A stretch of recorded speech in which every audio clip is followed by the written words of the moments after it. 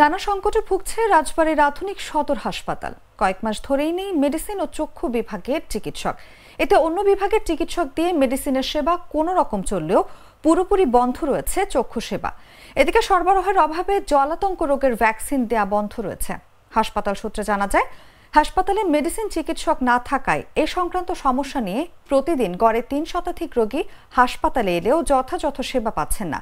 এ পদে থাকা ডাক্তার গত বছরের নভেম্বরে বদলি হয়ে অন্যত্র চলে গেলে পদটি শূন্য হয়। এরপর থেকে কার্ডিওলজি বিভাগের চিকিৎসক দিয়ে মেডিসিনের সেবা চলছে। অন্যদিকে গত জানুয়ারি থেকে হাসপাতালে নেই চক্ষু রোগের চিকিৎসক। চক্ষু বিভাগে 2 জন জুনিয়র কনসালটেন্টকে পদায়ন করা হলেও গত ডিসেম্বরে একজন ও জানুয়ারিতে একজন বদলি হয়ে অন্যত্র চলে যান। এরপর থেকে পুরোপুরিভাবে বন্ধ রয়েছে চক্ষু রোগীদের চিকিৎসা। এ নিয়ে ক্ষোভ প্রকাশ করেছেন রোগী ও স্বজনরা।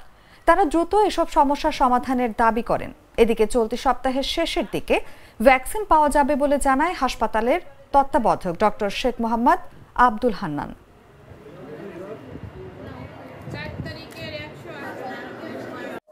হাসপাতালগুলোর আসলে চিকিৎসা সেবার অবস্থা এখন বলা যায় যে একেবারেই নাজুক, কেননা চিকিৎসক সংকট তো রয়েছেই, চক্ষু চিকিৎসক নেই, মেডিসিন চিকিৎসক নেই, মানে বিশেষজ্ঞ চিকিৎসকের একটা সংকট চলতেছে রাজবাড়ীর সব কয়টা হাসপাতালগুলোতেই।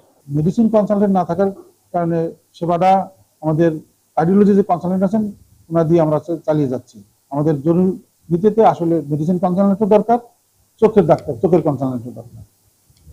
হাসপাতালে নিয়মিতভাবে ভ্যাকসিন পাওয়া যেত, তারা টিকা নিত। আমাদের 22 তারিখ থেকে আমাদের এই ভ্যাকসিনটা আমাদের আসলে স্টোরে নাই। আমরা ঢাকায় যোগাযোগ করেছেন, তাদের স্টোরেও নাই। তারা বলেছেন আমরা সংগ্রহ করলে আপনাদেরকে আমরা জানাবো এবং সেই ক্ষেত্রে আমরা আনতে পারবো, দিতে পারবো।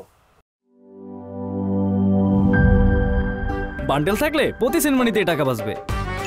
বিকাশ সেনমানি বান্ডেল কিনে জিতুন প্রতি লেনদেনে।